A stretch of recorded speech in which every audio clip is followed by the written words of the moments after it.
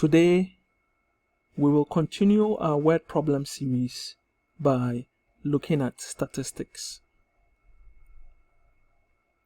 In this chapter, we will look at the average formula, mean and median, standard deviation, range, quartiles and percentiles, and finally the normal distribution. Now here we'll begin by looking at the average formula. Now the average formula is A is equal to S over N, where A is average, S is the sum, and N is the number of terms or the number of numbers we have in the set. Now here we have this example which says, what is the average of the list of the set this? We will use this example to kind of demonstrate how to use the average formula. And so to find the average, we will sum all the terms in the set and then divide by the number of terms. So here we have 2 plus 3 plus 5 plus 5 plus 7 plus 8 plus 9, all divided by 1, 2, 3, 4, 5, 6, 7. 7 number of terms. The sum of the numerator is 39 and the denominator is 7, and this yields 5.57, approximately 5.57. And so you realize that we summed all the terms in the set or in the list, and then we divided by the number of terms. Now here let us look at the second example here. It says if the average of the list 1, 3, 4, 4, 6, 7, 8, 10, x is 7.5, what is the value of x? So here you realize that we've been given the set, and then we have the average, which is 7.5. Now having found the average, we need to be able to find the sum of all the items here, and then divide the sum of the numbers we know from the total sum to get x. And so here we know that the average is A is 7.5. Now the number of terms in the set is 1, 2, 3, 4, 5, 6, 7, 8, 9. N is 9. And so what is S? So we can find S by making S the subject in this formula. So here we can say that S is equal to A times N. Now here plugging the numbers into the variables, we get S is equal to A being 7.5 and then N being 9, and then finally we say S is equal to 67.5. Now having found S, which is the sum of all the terms including x, we can which is the sum of all the terms in the set including x. We can now find the sum of the known numbers, which is 1 to 10. And so 1 plus 3 plus 4 plus 4 plus 6 plus 7 plus 8 plus 10 is equal to 43. Now we know that the sum of all items is 67.5. So x is 67.5 minus 43, and X is what? 24.5. Now let's just try our hands on this example here, example 3. Now here it says that the sum of 7 numbers is 112. What is the mean of the set? So very simple. Here we know what? The sum. Okay, sum is what? 112. The number of terms, okay, is what? 7. And so average is equal to what? 112 all over what? 7. And this one is what? 28. Now here we have a more challenging question, which says Bob earned a 2,500 commission on a big sale, which raised his average commission by 150. If Bob's new average commission is 850, how many sales has he made so far? Now here I'll use the chart to help us, to solve this question. So here average times number is equal to what? Sum. Okay, and then we have what? Total old what? Sale. Now the total old sale is, we're saying that his new sale, which is a 2,500 commission, raised his average commission by 150. And so the old average, okay, should be what? 700 times the total number of sales at that point should be n. So here is what? 700 n. Now we have this new sale,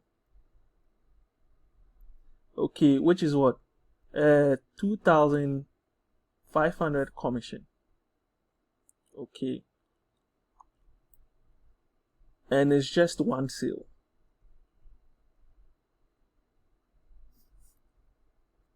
Now what will be the total sale including the new sale? So here you realize that in terms of the average sale, we are looking at what? 850, because that's the new average. 850 times, then you realize that the old total number of sales plus this current sale, new sale, that'll be what? N plus 1, and then this one is equal to what? The sum will be what? 700 n plus what? 2,500. Okay, and then this becomes what? The equation we have to solve for. And so you have what? 850 times n plus 1 is equal to what? 700 n plus 2,500. Now you have 850 times n plus 850 is equal to 700 n plus what? 2,500. Now let's group like terms. This is 850n, this is 700n. Bring them to one side, and then this one is 850, this is 2,500. Take them to one side. So 850n, this is positive, it comes here, becomes what? Negative. 700n is equal to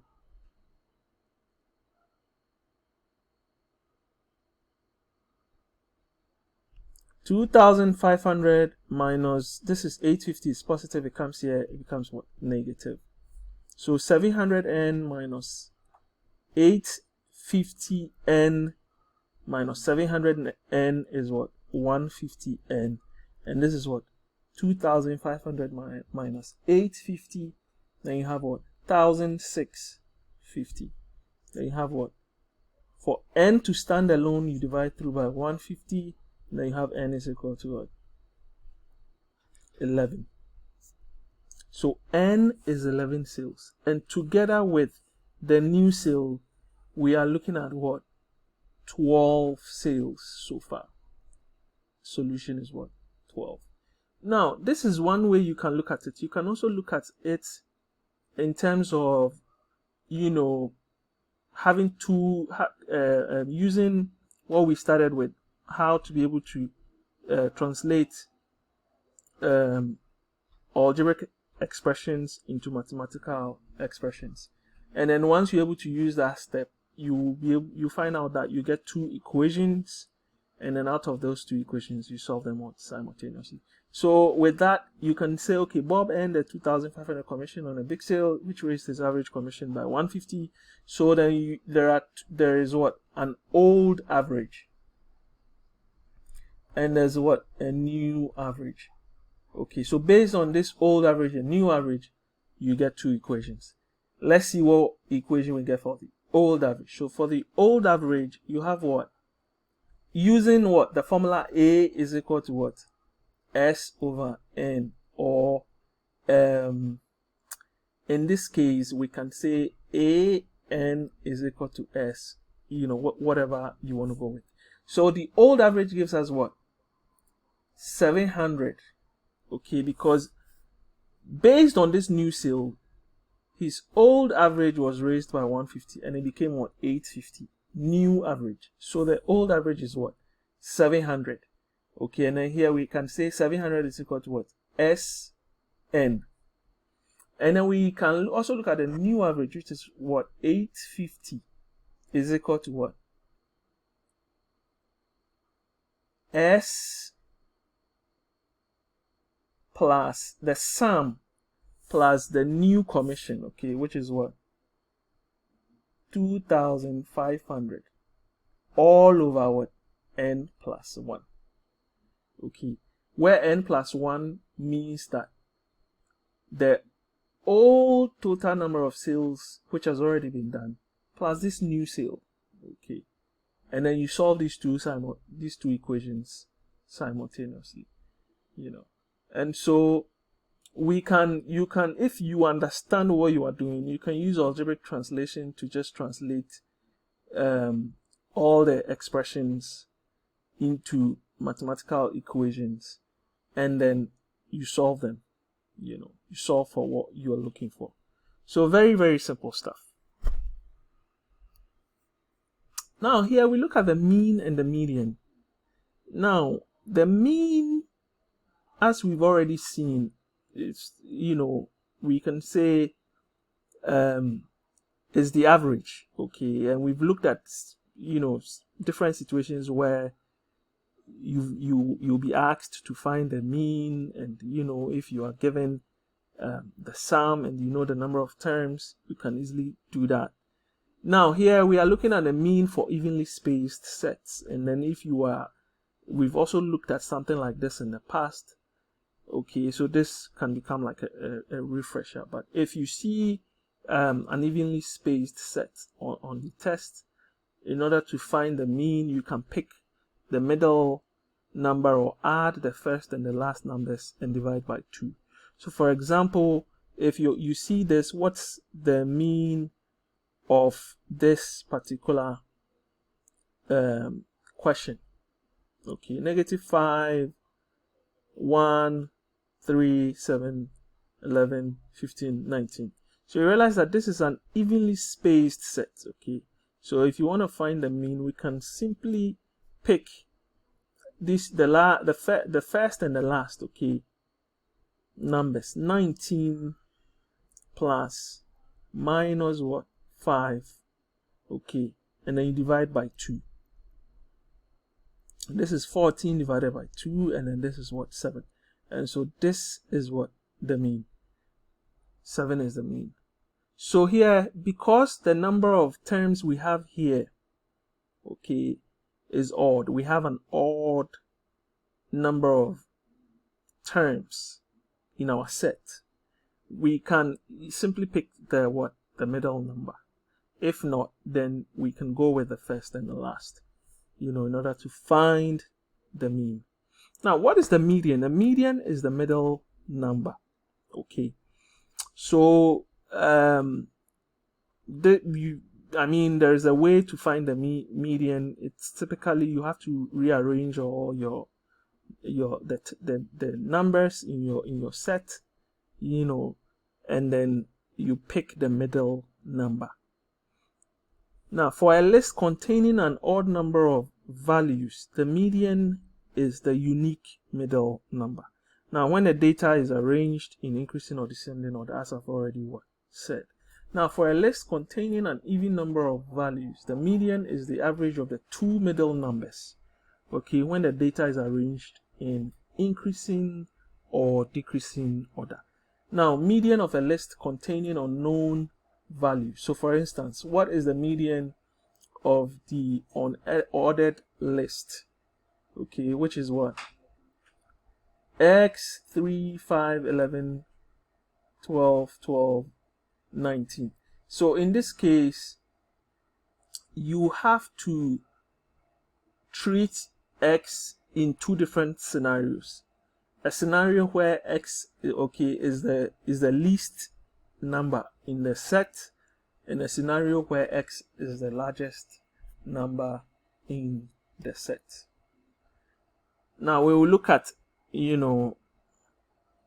a similar situation when it comes to range, and then we'll know how to be able to manipulate such questions when we find those questions on the test. Now here we will look at standard deviation. Now, standard deviation indicates how far data points are from the mean. Mean and median does not tell the entire story of data sets. It is possible for two data sets to have the same average, but to differ widely in how spread out their values are. Now, a small standard deviation indicates that a list is clustered closely around the mean. And a large standard deviation indicates that the list is spread out widely with some points appearing far from the mean. Now let us try these. Now which list has the smaller standard deviation? Now we have 10, 11, 12, 13, 14, or 178, 180, 181, 182, and 183. The second set has the greater standard deviation. One way to understand this is to observe that the gaps between this second set, okay, on average, is slightly bigger than the gaps in the first set. Now, if you look at the first two numbers, they are 2 units apart. Okay, another way to resolve this is to observe that if we replace this 178 by 179, okay, and we compare this set and that set, you realize that the two sets have the same standard deviation.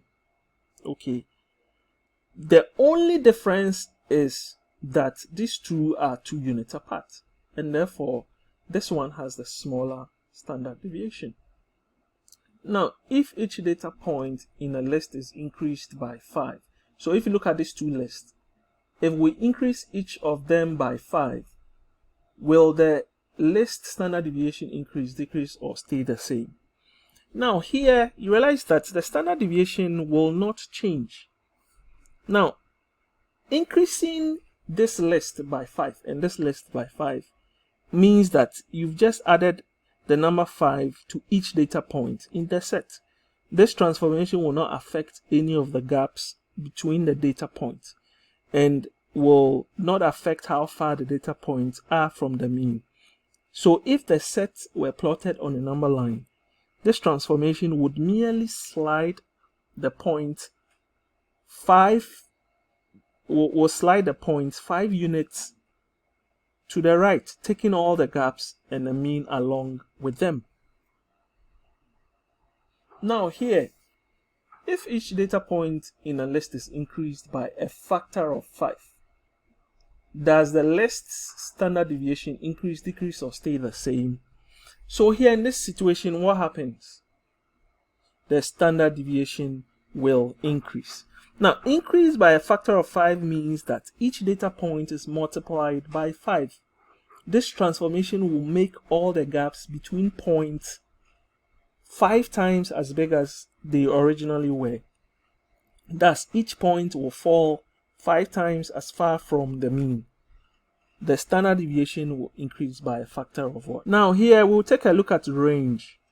Now range is another measure of dispersion.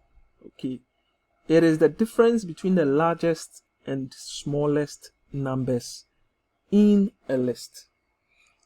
So here you have what? This, find the range in the list, and they give us the set from -5 to what? 19. So here in the set, the largest number is what? Is 19. And the smallest number is what? -5. So the range is what? L minus S, which is what? 19 minus, into bracket, -5, which is what? 24. Let us try our hands on this example. It says that the list, this, has a range of 15. What are the possible values for x? Now here, one may look at the list and decide that, okay, this is where x should be, and proceed, to solving x, thinking x should be here. At this point, you can never tell where x should be.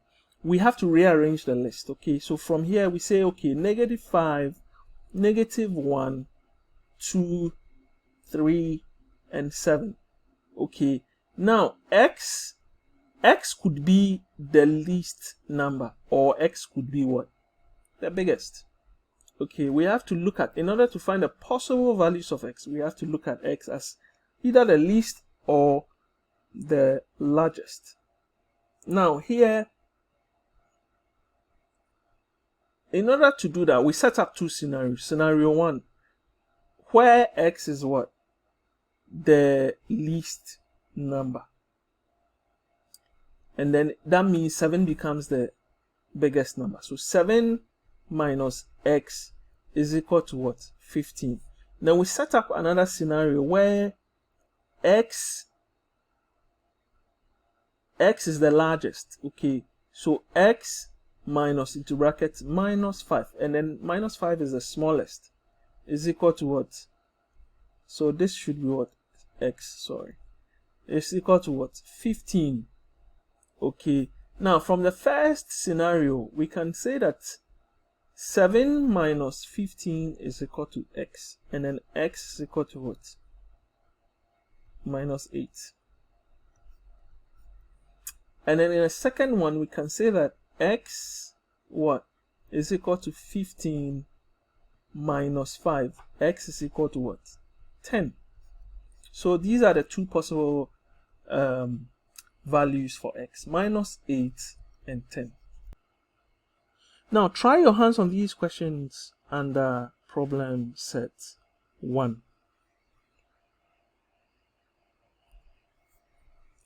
Now here we will turn attention to quartiles and percentiles. Now quartiles are the values that divide a list of numbers into quarters. Now, in order to solve questions under this section, okay, what you do is to put the list of numbers in order, then cut the list into 4 equal parts. The quartiles are at the cuts. Now we have this example here. You have this set, okay, and we want to find what? Quartile 1, quartile 2, and quartile 3. Now here, what we do is to what? Break the list, okay, into 4. So you have 1, 2, 3. 3, 4, 5, 6, 7, then 8, 9. So here, this one is what? Q1. This is what? Q2. And this is Q3. Now, Q1 is the average of this number and this number. Q2 is the same, average of this and that. Q3 is the average of this and that. So if you see Q1 here, it's what? Q1 is equal to what? 3 plus 3 divided by 2, which is what?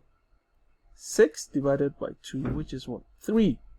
Q2 is 5 plus 6. 5 plus 6 divided by 2, which is what? 11 divided by 2, which is what? 5.5. Q3 is 7 plus 8 divided by 2, which is what? 15 divided by 2, which is what? 7.5. Okay.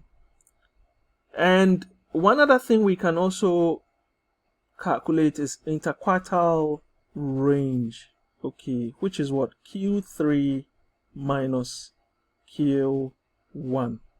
Okay, so having found Q3 and Q1, you can easily find interquartile range. Now, if you have a large data set of say 1,000 numbers, percentile can be used. So this is where percentile actually comes in. Okay, so we can say that the 10 smallest items will be in what? Percentile 1. Okay, so P1 will be the average of the 10th and 11th smallest items. Okay, so here from what we've done, Q1 is equal to what? Percentile 25. Okay, because we are talking about a quarter of the whole set, so percentile 25. Q2 is percentile what? 50.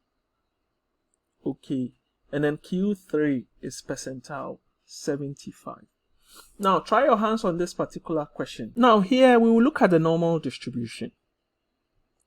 The normal distribution is one of the most important distributions for random variables. The shape of the normal distribution is like the classic bell curve, rounded in the middle with long tails and symmetric around the mean. Now, here are characteristics of the normal distribution and approximately normal distribution. Now, here we have what? The mean and the median are equal or almost equal. The data is exactly or almost exactly symmetric around the mean and the median. Now, 2/3 or 68% of the sample roughly fall within one standard deviation around the mean. Now, roughly 96% of the sample will fall within 2 standard deviations of the mean. Only about 0.1% of the curve is 3 or more standard deviation below and above the mean.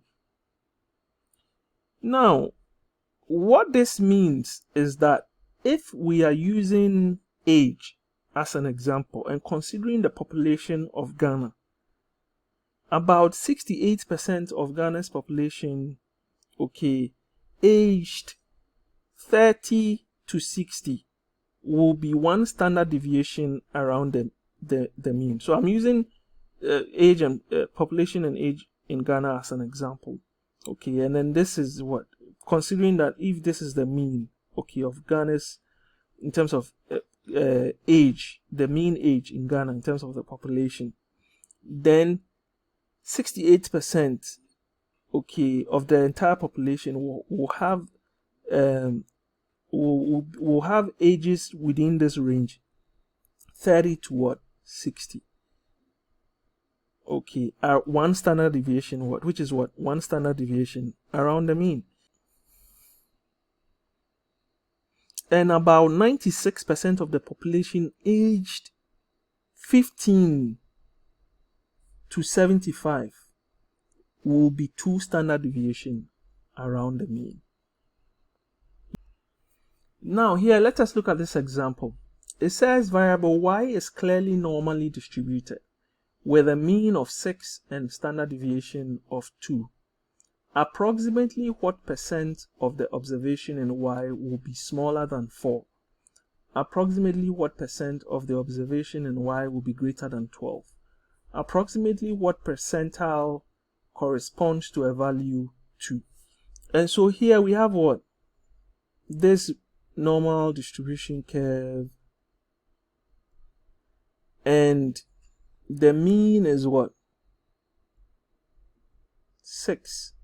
Okay, so we can go ahead and say this should be what? And the standard deviation is 2. So 8,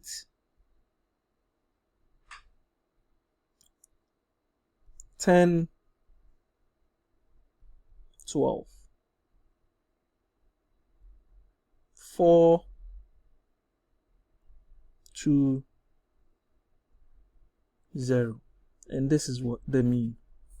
Now, approximately what percent of the observation in Y will be smaller than 4? So smaller than 4, we are looking at this side. Okay, smaller than 4. Now we know that if you pick the normal distribution, it is symmetric. Okay, so this half of the normal distribution is what? 50%. And this half is also what? 50%. Okay, now we know that if you pick one standard deviation around the mean, you are looking at what? 68% of the data, or 2/3 of the data. Okay, and so here we can, once we know that this side is 68, we divide it by 2. We will know this portion. We will take this portion out of 50%, and then we'll be able to find the portion that lies what? Approximately what? Or smaller than what? 4. Okay, the percentage that is approximately smaller than 4. And so here, if you look at A, we are looking at what? 50% of the observation minus what? This whole area, one standard deviation above the mean, which is what? 68% times what? Half.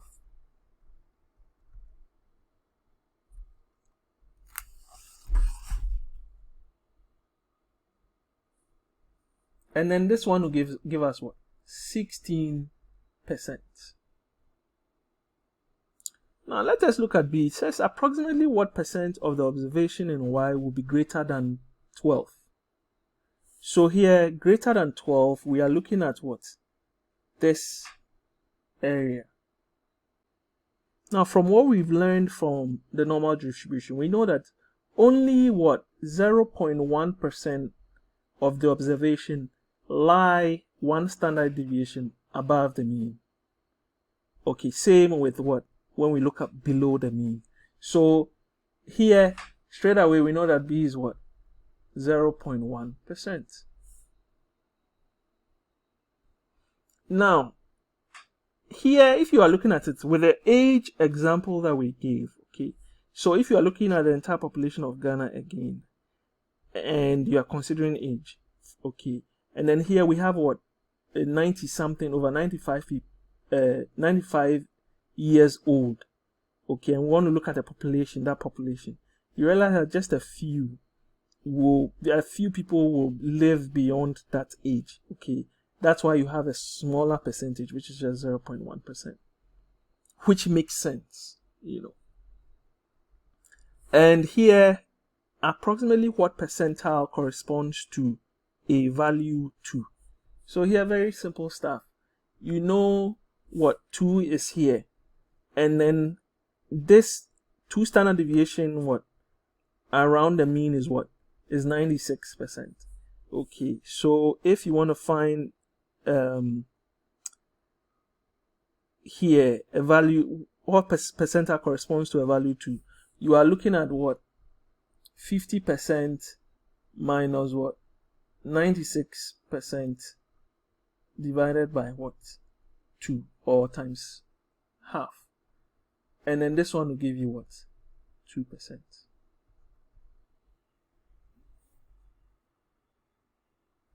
This is C. Okay, very, very simple stuff. Now, try your hands on these questions under problem set 2.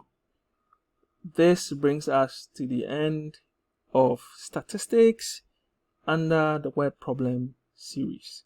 See you in the next video.